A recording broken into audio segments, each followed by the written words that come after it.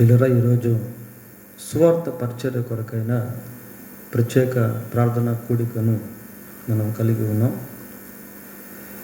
ఇందులో భాగంగా ఒక వర్తమానాన్ని మనం వినబోతూ ఉన్నాం. ఈ వర్తమానంలో 3 ముఖ్యమైనటువంటి విషయాలు ఉన్నాయి. మొదటిది ద టార్గెట్ ఆఫ్ డెవిల్,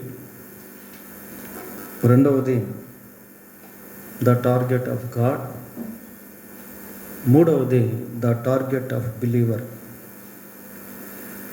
మొదటిది సైతాను యొక్క లక్ష్యం, రెండవది దేవుని యొక్క లక్ష్యం, మూడవది విశ్వాసి యొక్క లక్ష్యం. ఈ 3 విషయాలు వర్తమానంలో మనం ధ్యానం చేయబోతూ ఉన్నాం. ప్రియులారా, సాతాను యొక్క లక్ష్యం ఏంటి అంటే, చూడండి, యెషయా గ్రంథం 14వ అధ్యాయము, యెషయా గ్రంథం 14వ అధ్యాయం 13వ వచనాన్ని చదువుకుందాం.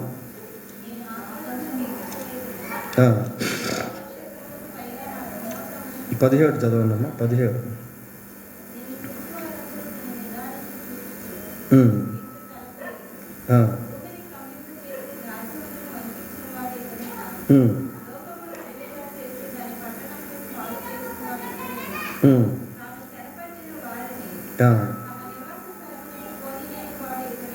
చాలు.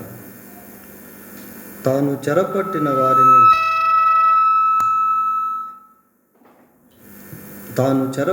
వారిని తమ నివాస స్థలమునకు పోనీయని వాడు ఇతడేనా? ఇది అన్నిటికంటే ప్రాముఖ్యం ప్రియులారా. తాను చెరపట్టిన వారిని తమ నివాస స్థలమునకు పోనీయని వాడు ఇతడేనా?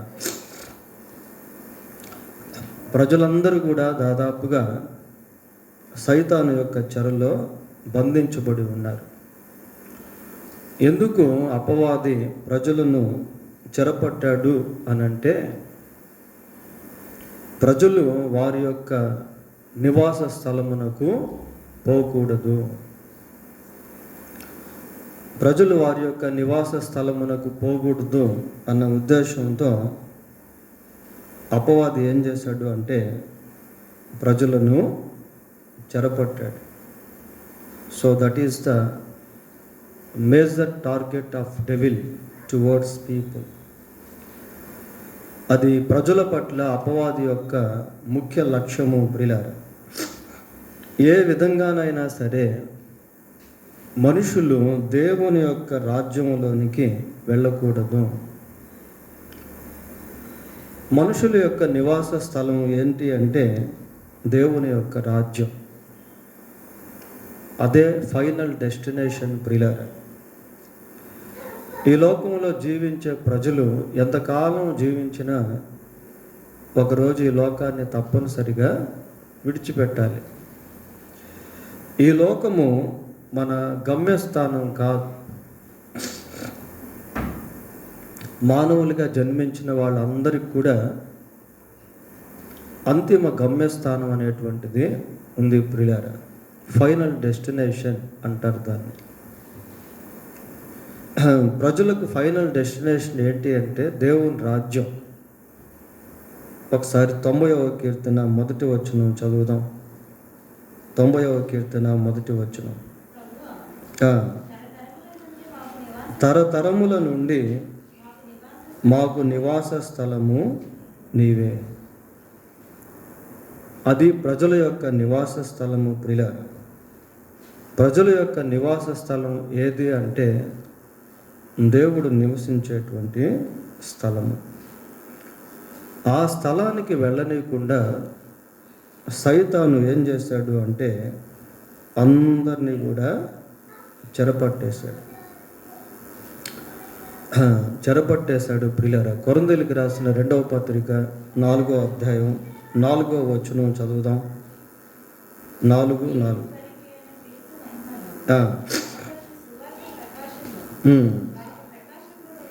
వారికి ప్రకాశింపకుండు నిమిత్తము ఈ యుగ సంబంధమైన దేవత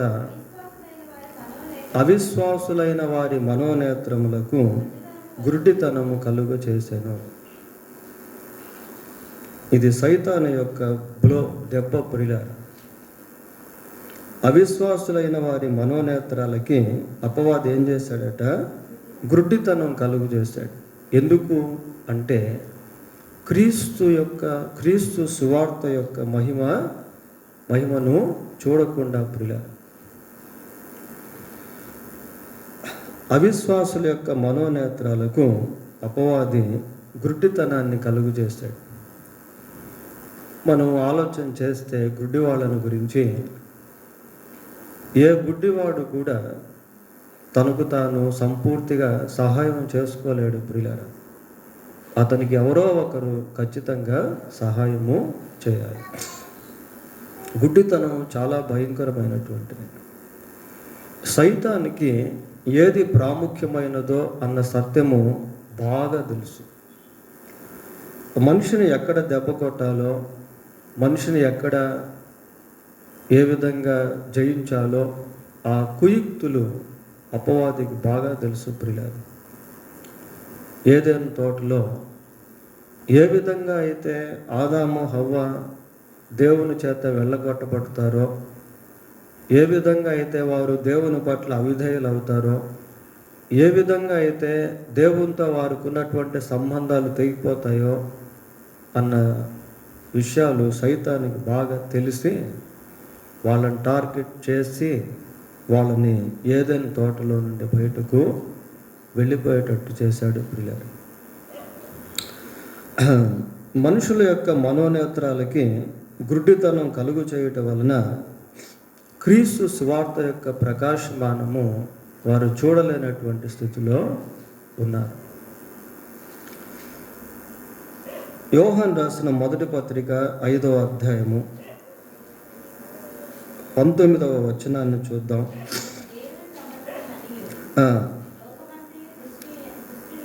లోకమంతయు దుష్టుని యందు ఉన్నదనియు ఎరుగుదుము.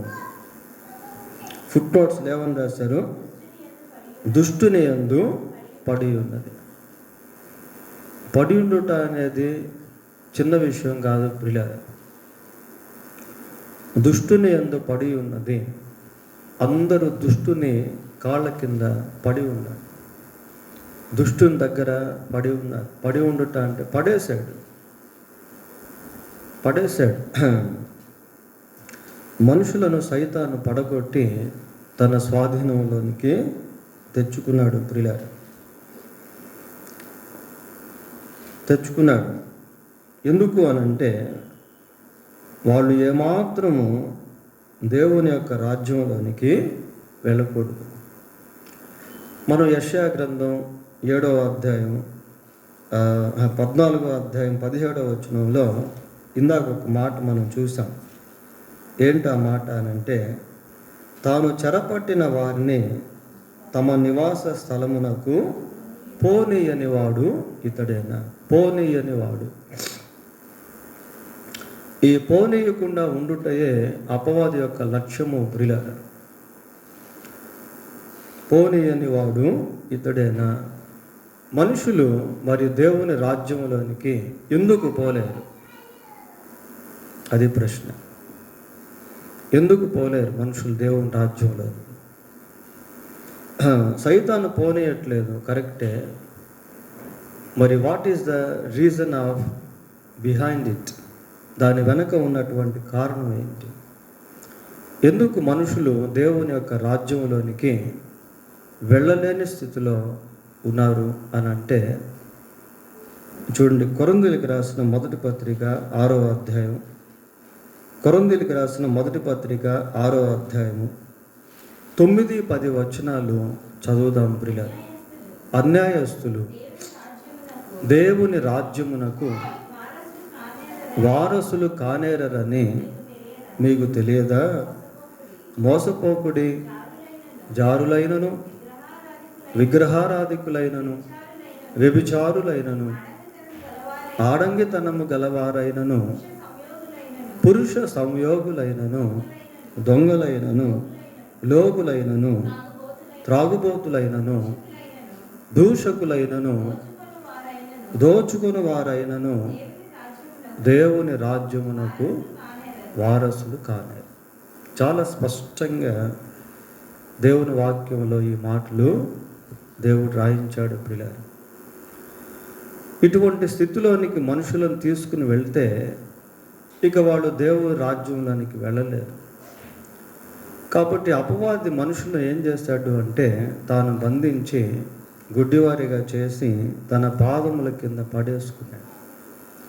ఈ పాదముల కింద పడి ఉండటం అనేది ఒక స్లేవరీ లైఫ్, అంటే బానిసత్వపు జీవితం. మనుషులు తెలియకుండానే ఈ దుర్వ్యసనాలకు బానిసలైపోయి ఆ బానిసత్వంలోనే ఉండి దేవుని రాజ్యాన్ని కోల్పోయినటువంటి వారుగా ఉన్నారు ప్రియులారా. పాపము చేయు ప్రతివాడు పాపమునకు దాసుడు. గలతీయులకు రాసిన పత్రిక 5వ అధ్యాయము 19వ వచనం నుంచి చూద్దాం. శరీర కార్యములు జారత్వము, అపవిత్రత, కాముకత్వము, విగ్రహారాధన, అభిచారము, ద్వేషమును, కలహము, మత్సరమును, క్రోధమును,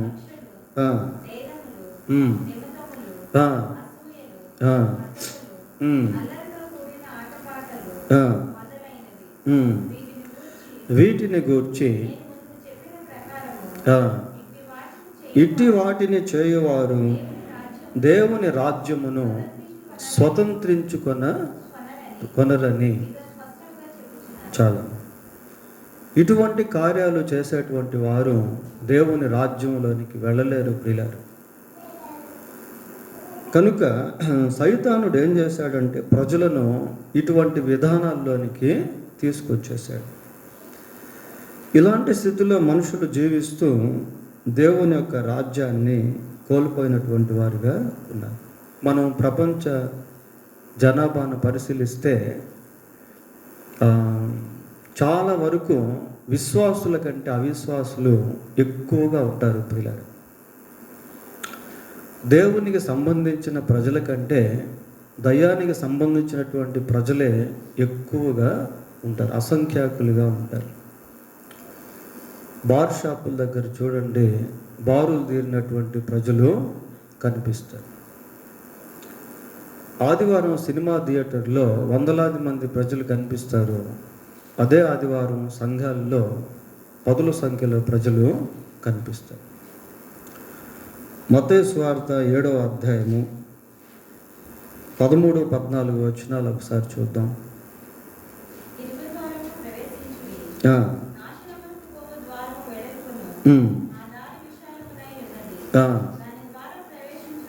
దాని ద్వారా ప్రవేశించువారు అనేకులు, జీవమునకు పోవు ద్వారము ఇరుకును ఉన్నది, దాని కనుగొని వారు కొందరే. నాశనమునకు పోయేటువంటి ద్వారంలో చాలామంది ఉన్నారు, జీవమునకు పోయేటువంటి ద్వారంలో కొద్దిమందే ఉన్నారు ప్రియులారా, కొద్దిమందే ఉన్నారు. కనుక సంఖ్యాపరంగా మనం ఆలోచన చేసినప్పుడు కోట్ల కొలది ప్రజలు సైతాను చేత బంధించబడి ఉన్నారు. ఈ ప్రపంచం ఎట్లాంటిది అంటే ఇది ఒక పెద్ద యుద్ధ రంగం. ఈ యుద్ధ రంగంలో కనిపించే వ్యక్తులు, కనిపించని శక్తులు పోరాటం చేస్తూ ఉంటాయి. కరోనా వచ్చినప్పుడు ప్రజలు దాన్ని జయించలేకపోయారు. కారణం ఏంటి అంటే అది కనిపించని కరోనా. దోమలు అనుకోండి, దానికి ఏదో బ్యాట్లు వాడో అరికడతారు. కానీ కరోనా వైరస్ కాబట్టి అది కనిపించకపోవటం వలన మనుషులు దాంతో పోరాడలేక వీళ్ళు చచ్చిపోయారు. అది అట్లాగే ఉండిపోయింది. సైతాను కూడా అంతే ప్రియులారా, కనిపించని శత్రువు. కనిపించే వ్యక్తులు చచ్చిపోతూ ఉంటారు కానీ కనిపించని శక్తులు మాత్రం అలాగే ఉంటాయి. కోటాను కోట్ల ప్రజలను అపవాది ఏం చేశాడు అంటే బానిసలుగా చేశాడు, అంధులుగా చేసేసాడు. ఎందుకు అలాగ చేశాడు అంటే వాళ్ళు ఏ విధంగా కూడా తమ నివాస స్థలానికి వెళ్ళకూడదు. That is the major target of devil. ప్రకటన గ్రంథం 21వ అధ్యాయము 8వ వచనం ఒకసారి చదువుతాం ప్రియులారా. పిరికివారును అవిశ్వాసులను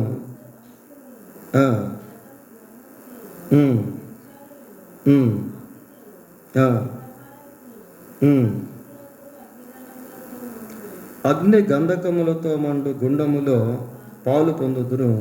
ఇది 2వ మరణం. ఈ అగ్ని గంధకములతో మండే గుండము అనేది ఫైనల్ డెస్టినేషన్, అది అంతిమ గమ్యం ప్రియులారా. ఈ సందర్భంలో సైతాను యొక్క అంతిమ గమ్యం ఏంటో కూడా మనకు తెలియాలి. అపవాది యొక్క అంతిమ గమ్యం ఏంటి అని అంటే ఇప్పుడు మనం చదివాం కదా, అగ్ని గంధకములతో మండు గుండము. చూడండి, అదే ప్రకటన గ్రంథం 20వ అధ్యాయము 10వ వచనం చదువుదాం. వారిని మోసపరిచిన అపవాది అగ్ని గంధకముల గల గుండములో పడవేయబడే. చూడండి ప్రియాలు, అంటే సైతాను ఎక్కడైతే పడిపోబోతున్నాడో అక్కడికి మనుషులను తీసుకుపోవాలనే లక్ష్యంతో వాళ్ళందరినీ కూడా బంధించేశాడు ప్రియులారా. ఇది బైబిల్ తెలిసిన వారికి తప్ప బయట ఉన్నటువంటి వాళ్ళకి అర్థం కాదు. అందుకే చాలామంది అపవాది యొక్క బంధకాల్లోనే ఉండి బయటకు రాలేక మరణించి ఆ పాతాళంలోనికి వెళ్ళిపోతారు. పోతే దేవుని టార్గెట్ ఏంటో చూద్దాం. ద టార్గెట్ ఆఫ్ గాడ్, దేవుని యొక్క లక్ష్యం. సైతాను యొక్క లక్ష్యం ఏంటి అంటే దేవుని రాజ్యంలోనికి ప్రజలు వెళ్ళకూడదు అని. దేవుని యొక్క లక్ష్యం ఏంటి అంటే యోహాను సువార్త 14వ అధ్యాయం 2వ వచనం చూడండి.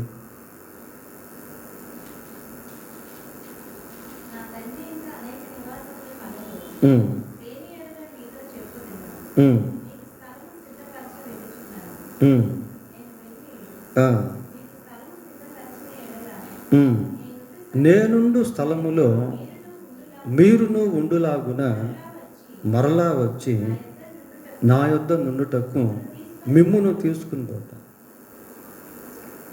ప్రజల పట్ల దేవుని ఉద్దేశం ఏంటి అంటే ఆయన ఉన్నటువంటి స్థలానికి ప్రజలు రావాలి. సైతాను యొక్క ఉద్దేశం ఏంటి అంటే తానున్న స్థలానికి ప్రజలు రావాలి. నేనుండు స్థలములో మీరును ఉండులాగున నేను మరలా వచ్చి మిమ్మును తీసుకుని వెళ్తాను. మనిషి దేవుని రాజ్యంలోనికి రావాలి అనేది దేవుని యొక్క ప్రగాఢ సంకల్పము ప్రియులారా.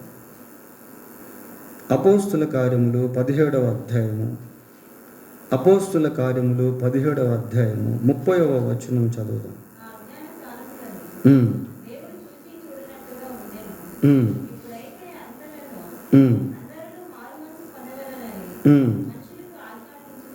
చాలు.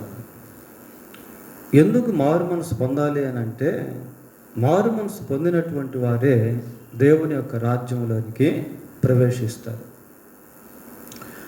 యేసు ప్రభు శరీరధారిగా ఉన్నటువంటి దినాల్లో మారు మనసుకు సంబంధించిన ప్రతిసారి కూడా దేవుని రాజ్యమును గురించి చెప్పడం జరిగింది చాలాసార్లు, చాలా వరకు. ఆయన ప్రారంభ పరిచర్యలో దేవుని రాజ్యం సమీపించుచున్నది, కాలం సంపూర్ణమైనది, దేవుని రాజ్యం సమీపించుచున్నది, మారు మనసు పొందండి. మారు మనసు పొందితే దేవుని రాజ్యంలోనికి మనిషి ప్రవేశిస్తాడు ప్రియులారా. ప్రజలందరూ కూడా మారు మనసు పొందాలి అనేది దేవుని యొక్క సంకల్పం, దేవుని యొక్క ఉద్దేశం. అందరూ అంతటా మారు మనసు పొందవలనని ఆయన మనుషులకు ఆజ్ఞాపిస్తూ ఉన్నాడు. కొరింథీయులకు రాసిన 2వ పత్రిక 5వ అధ్యాయం కొరింథీయులకు రాసిన 2వ పత్రిక 5వ అధ్యాయము 19వ వచనం ఒకసారి చూద్దాం. అదేమనగా, దేవుడు వారి అపరాధములను వారి మీద మోపక క్రీస్తునందు లోకమును తనతో సమాధాన పరుచుకొనుచున్నాడు. ప్రియులారా, దేవుని యొక్క ఆ లక్ష్యం నెరవేరు నిమిత్తము లోకమును యేసుక్రీస్తు ద్వారా దేవుడు తనతో సమాధాన పరుచుకుంటా ఉన్నాడు. యేసుక్రీస్తు శిలువ ద్వారా దేవుడు మానవాళికి తన రాజ్యాన్ని అనుగ్రహించాడు. ప్రియులారా, పాపం చేసిన ప్రతి మనిషి ఎన్నటికీ దేవుని రాజ్యంలోనికి ప్రవేశించలేడు. అయితే దేవుడు మానవునికి ఒక ప్రత్యేకమైనటువంటి ద్వారాన్ని తెరిచాడు. ఈ ద్వారంలో పాపం చేసిన ప్రతి వ్యక్తి కూడా ప్రవేశించి దేవుని యొక్క రాజ్యంలోనికి చేరుకుంటాడు. అదే శిలువ. ప్రియులారా, అదే యేసుక్రీస్తు ప్రభు. నేనే మార్గమును సత్యమును జీవమును, నా ద్వారానే తప్ప ఎవడును తండ్రి యొద్దకు రాలేదు. తండ్రి యొద్దకు అంటే అది డెస్టినేషన్ వర్డ్. అది తండ్రి ఎక్కడ ఉంటాడు? పరలోకంలో ఉంటాడు. ఇందాక మనం 90వ కీర్తన మొదటి వచనంలో ప్రభువా తరతరముల నుండి మా నివాస స్థలము నీవే అని చూసాం. తండ్రి యొద్దకు రావడం అంటే దేవుని రాజ్యంలోనికి వెళ్ళటమే. ప్రియులారా, కనుక ప్రజలు తిరిగి దేవుని యొక్క రాజ్యంలోనికి రావాలనే ఉద్దేశంతోనే యేసుక్రీస్తు శిలువలో ప్రాణము పెట్టాడు. యేసుక్రీస్తు శిలువ మరణము మానవుడు దేవుని యొక్క రాజ్యంలో ప్రవేశించేదానికి తెరవబడిన ఒక ద్వారం. ఈ సంగతి లోకానికి తెలియదు ప్రియులారా. అందుకే మనం ఏం చేయాలంటే యేసుని గురించి ప్రకటించాలి. రోమా 10:17లో వినుట వలన విశ్వాసం కలుగును, వినుట క్రీస్తును గూర్చిన మాట వలన కలుగు. ఈ విధానంలో దేవుడు మరి మానవాళి కొరకు మార్గాన్ని సిద్ధపరిచాడు. ప్రియులారా, this is called the target of God towards people. ప్రజల పట్ల ఇది దేవుని యొక్క లక్ష్యం. పోతే ద టార్గెట్ ఆఫ్ బిలీవర్, విశ్వాస యొక్క లక్ష్యం, ఇది చాలా ప్రాముఖ్యమైనది. విశ్వాస లక్ష్యం ఏంటి అంటే అవిశ్వాసిని దేవునితో కలపాలి. అది విశ్వాస యొక్క లక్ష్యం. That should be our target. మన లక్ష్యం అదే ఉండాలి ప్రియులారా, మన లక్ష్యం అదే ఉండాలి. ఈ లక్ష్యంతోనే మనం బ్రతకాలి. చూడండి, కొరింథీయులకు రాసిన మొదటి పత్రిక 9వ అధ్యాయము 21-22 వచనాలు.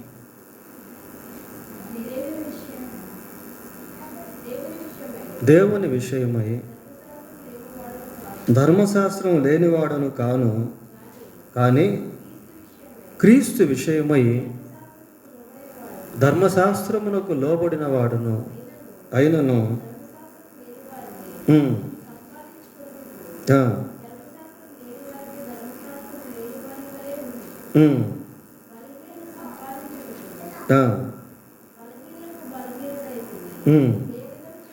ఏ విధము చేతనైనను కొందరిని ఏం చేయాలట?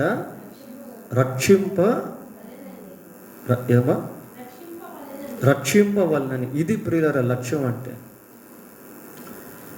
ఏదో ఒక విధంగా కొద్ది మందినైనా రక్షించాలి. ఏదో ఒక విధంగా రక్షింపవలనని అందరికీ అన్ని విధముల వాడు. That should be our goal. That should be our target as a believer. ఒక విశ్వాసిగా అది మనకు లక్ష్యముగా ఉండాలి, మనకు గురిగా ఉండాలి. ఏ విధముగానైనా కొద్దిమందిని రక్షించాలి, ఏదో ఒక విధంగా. ఏదో ఒక విధంగా ప్రియులారా, నిన్న మనం చూసాం కదా, ఈ పెట్రోల్ బంక్ దగ్గర ఒక అబ్బాయి యాక్సిడెంట్కి గురై చనిపోయాడు. ఆ అబ్బాయిని నేను కూడా ఎన్నోసార్లు చూశాను ప్రియులారా. అది విన్నప్పుడు చూసినప్పుడు నాకు మనసులో చాలా బాధ కలిగింది. అరే, ఈ వ్యక్తిని ఎన్నోసార్లు మనం చూసాం, ఈ వ్యక్తికి సువార్త ఇవ్వలేకపోయామే అని చాలా బాధ అనిపించింది. మన ఇటీవల మన కిషోర్ వాళ్ళు, జోసెఫ్ వాళ్ళు కూడా ఇల్లు చేంజ్ అయ్యే టైంలో ఆ అబ్బాయి వచ్చి సామాన్లు మార్చే సమయంలో సహాయం చేస్తాడు, విన్నాం పిల్లలు. మరి ఇచ్చారా ఆ అబ్బాయికి సువార్త ఏమైనా? పిల్లరా, ఇవన్నీ మనం సద్వినియోగం చేసుకోవాలి. మన ఇంటికి దాదాపు ఎవరు వచ్చినా కూడా వాళ్ళకి ఏదో ఒక విధంగా సువార్త ఇవ్వడం అనేది మనం చేస్తాం. పోస్ట్ ఆఫీస్ ఆయన వస్తే ఆయనకు ఒక సువార్త ఇచ్చాం. ఓట్ల కోసం నాయకులు వస్తే వాళ్ళందరికీ సువార్తలు ఇచ్చాం. పిల్లరా, చాలా వరకు ఎవరు వచ్చినా కూడా వాళ్ళకి మనం సువార్త ఇవ్వాలి. సువార్త ఇవ్వాలి, ఏదో ఒక విధంగా సువార్త ఇవ్వాలి. వినుట వలన విశ్వాసం కలుగును, వినుట క్రీస్తును గూర్చిన మాట వలన కలుగును అని ఇందాక చెప్పుకున్నాం. మరి ఏదో ఒక విధంగా వారికి సువార్త, that should be our motto, that should be our goal, that should be our target. విశ్వాసిగా మనకు ఆ లక్ష్యం అనేటువంటిది ఉండాలి ప్రియులారా. ఏదో ఒక విధంగా కొద్ది మందినైనా రక్షించాలి. నిర్గమాకాండం 32వ అధ్యాయం, నిర్గమాకాండం 32వ అధ్యాయం 32వ వచనం, 32. అయ్యో, నీవు వారి పాపమును ఒకవేళ పరిహరించితివా, లేని ఎడల నీవు రాసిన నీ గ్రంథములో నుండి నా పేరు తుడిచివేయమని బ్రతిమాలు కొనుచున్నాను. మోషేను గురించి ఇక్కడ చూస్తున్నాం ప్రియులారా. సందర్భం ఏంటి అంటే, ఇశ్రాయేలీయులు దేవునికి విరోధంగా జీవించారు. దేవుని కోపం వారి మీద రగులుతా ఉంది. God wanted to destroy them. దేవుడు వారిని నాశనం చేయాలని తలంచాడు. అటువంటి సమయంలో మోషే వెళ్ళి దేవుని సన్నిధిలో బతిమాలాడుతున్నాడు.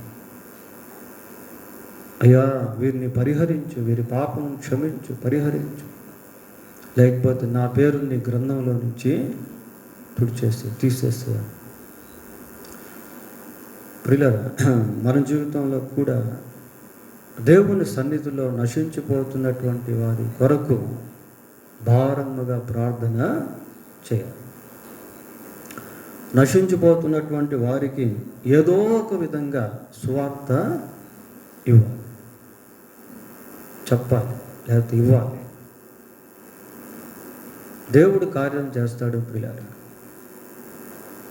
కాబట్టి రాత్రి 3 లక్ష్యాలను గురించి మనం ధ్యానం చేసాం. మొదటిది సైతాను యొక్క లక్ష్యం ఏంటో అనేది.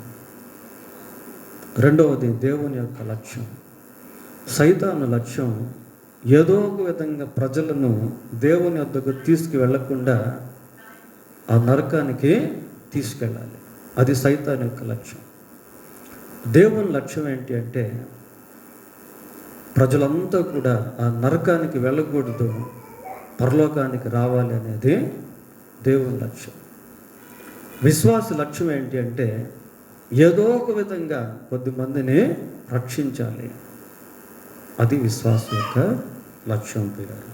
దేవుడు తన వాక్యాన్ని దీవించును గాక. ప్రార్థన చేసుకుందాం. ప్రార్థన.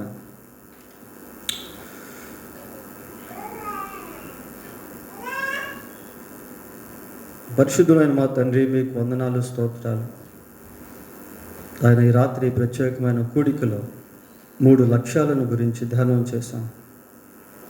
లోకానికి అర్థం కానటువంటి ఆధ్యాత్మిక సత్యాలు మీ కృప చేత మీరు మాకు బయలుపరుస్తున్నందుకే మీకు స్తోత్రాలు చెల్లిస్తూ ఉన్నాం. మీ యందు మమ్మల్ని ఎంతగానో ధన్యులుగా చేశారు ప్రభువా. మా కన్నులను మీరు తెరిచావు. మాకు కూడా పరలోక రాజ్యంలో స్థానం ఇచ్చావు, వారసత్వాన్ని ఇచ్చావు, సైతాన్ నుండి విముక్తినిచ్చావు ప్రభా. ఏ రీతిగా మిమ్మును స్తుతించగలము, ఎంతగా మేము మీ ప్రేమకు రుణస్థులము ప్రభా. ఆయన మా జీవితంలో సత్యాన్ని ఎరిగి దీన్ని దాచిపెట్టేవారముగా ఉండనివద్దు ప్రభా. ఆయన దీపము వెలిగించి కొంచెము కింద మంచము కింద కాక ఇంటనున్న వారందరికీ వెలిగించుటకై దాన్ని దీపస్తంభం మీద ఎలా పెట్టాలో మేము కూడా ప్రభా కొద్దిమంది రక్షింపబడుట కొరకు ఈ వెలుగును ప్రకాశింపచేసే వారముగా ఉండుటకు సహాయం చేయండి. ఏదో ఒక విధంగా మీ సువార్తను ప్రభా మనుషులు నమ్మినా నమ్మకపోయినా మేము అందించే వారముగా ఉండుటకు కృప దయచేయండి. కనికరించండి ప్రభా. భూమి మీద సజీవముగా ఉన్నప్పుడే ఒక లక్ష్యంతో బ్రతుకుటకు సహాయం చేయండి. అన్నిటికంటే ముఖ్యమైనది ఆత్మరక్షణ ప్రభా. దీని కొరకు ప్రయాసపడుటకు సహాయం చేయండి. దీని కొరకు వ్యయమైపోవటకు సహాయం చేయండి ప్రభా. మీరు యెరూషలేమును చూసి ఏడ్చారు, మీ గుండె బ్రద్దలైంది ప్రభా. ఇశ్రాయేలు పక్షమందు మోషే మీ సన్నిధిలో అడ్డుపడ్డాడు. పౌలు ఏథెన్స్ ప్రాంతంలో ఆయన ఆత్మ రోదనను కలిగి ఉన్నాడు ప్రభా. మాకును అటువంటి పరితాపము దయచేయండి ప్రభా. మీరు కనికరించి సహాయం చేయండి. మా లక్ష్యాన్ని ప్రభా మేము నెరవేర్చేవారముగా ఉండటకు సహాయం చేయండి. ఆయన కనికరించి కృప దయచేయమని మా ప్రభు అయిన యేసుక్రీస్తు పరిశుద్ధమైన నామములో ప్రార్థన చేస్తున్నాము తండ్రి. ఆమేన్. వీళ్ళరా ఈ సువార్త పరిచర్య కొరకైన ప్రత్యేక ప్రార్థనా కూడికలో మనం